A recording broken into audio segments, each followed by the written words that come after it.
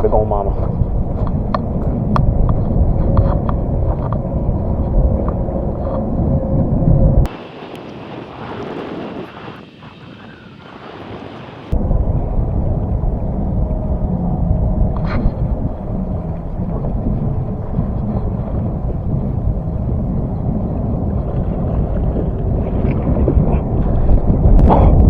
Big old mama. Freaking go, baby. 5-pounder, let's go. Let's give him a quick drink. 5-pounder. Oh my god. Freaking giant, bro.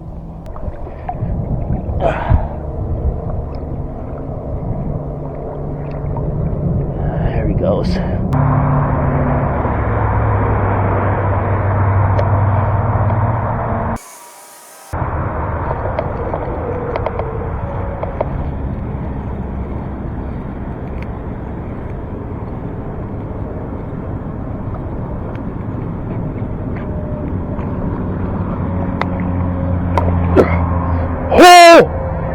Baby!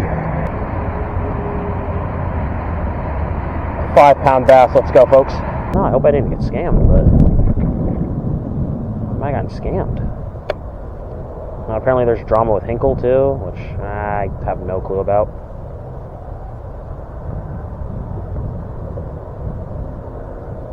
Actually, it's pretty good, actually. Maybe I'll... Oh my god, fish on. Holy crap. Oh my god.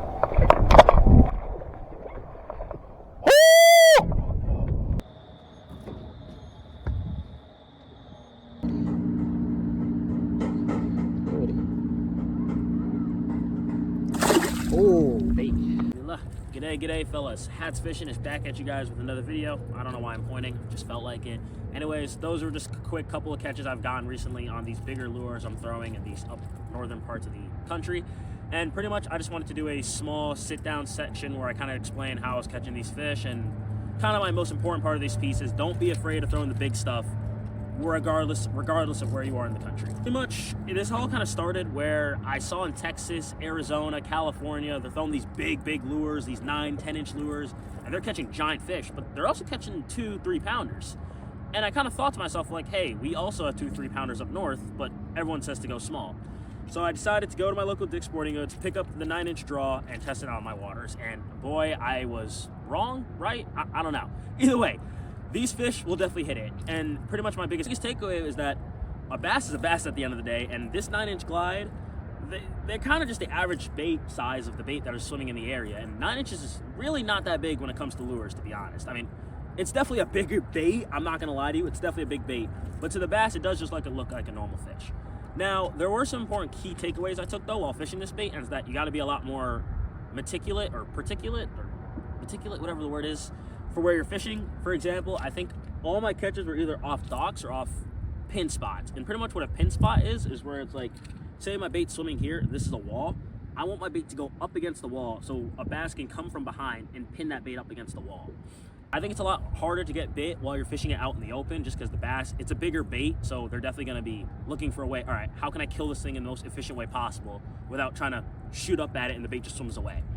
So that's why I definitely recommend, if you're fishing a bigger bait, which I do recommend, fish a bigger bait for regardless of where you live.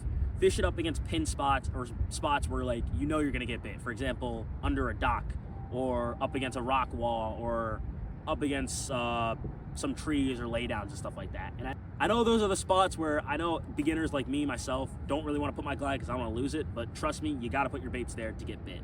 Two baits I wanted to talk about today that we're using was the 6 cents draw 9-inch and some adjustments I did to it. Definitely, I would recommend picking up this bait, especially for, like, if you're a beginner like myself. It's $50 from Dick's, super available. I threw a snap swivel on it just so the bait can have a bit wider of a glide. The slow sink version, I would recommend picking up the slow sink version just because the bait tends to float even as a slow sink, especially when you switch the hooks out for smaller hooks.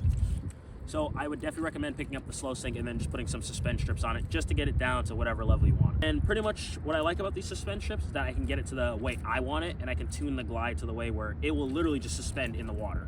And pretty much what suspend means that it's not going to float up, it's not going to sink down, it's just going to sit there, which I found is really good, especially for the bass, like, that are, at least my bass up here up north. where they're not going to chase the bait up. From what I realized is that they're not really going to go up and shoot at it if it's gliding away all the time, but if I can get it to just sit there, they'll come up and investigate it and might even bite it if they're following it. Another big thing I realized is definitely sinking down the bait to a specific level where, like, I want to say the bait's eye level with the bass. This one's a bit more complicated, I would say, and this one you need followers to like really understand. For example, one of the catches I got, unfortunately the camera died for it. Sorry about that, folks, but pretty much I noticed the bass were following it. So what I did was I added some more suspension strips to the bait to get it down a bit deeper, so it was right in front of their face, which made it a lot easier, and it definitely paid off. The next glide I wanted to talk about is the ABT Suicide 9-inch glide. My first resin 9-inch glide. I love the bait. I think it's an amazing bait for how much it costs. It was about $100 off Tackle Warehouse, I believe. And same thing with this bait. Switched it for 1/0 hooks. I tied directly to the line tie with this bait. That's just what's been working for me for now. And that's about all the adjustments I do. I throw it both baits on 20-pound line on this bait. I like a slower gear ratio just because with this bait, I realize it benefits from a slower retrieve. Since this one's a slow sink, it doesn't really float. It just sinks. So this one I kind of like to crank it slowly out and then have it sink a little bit, slowly out and then let it sink a bit. And that's, I think, the best way to work this bait, at least from my experience. Anyways, folks, I don't want to yap along too much. I know you all have busier things to do, like going out in the water and catching fish. So thank you guys so much for watching. Throw these big baits regardless of where you are in the country, and best of luck. I'll catch you guys on the next video. Thank you.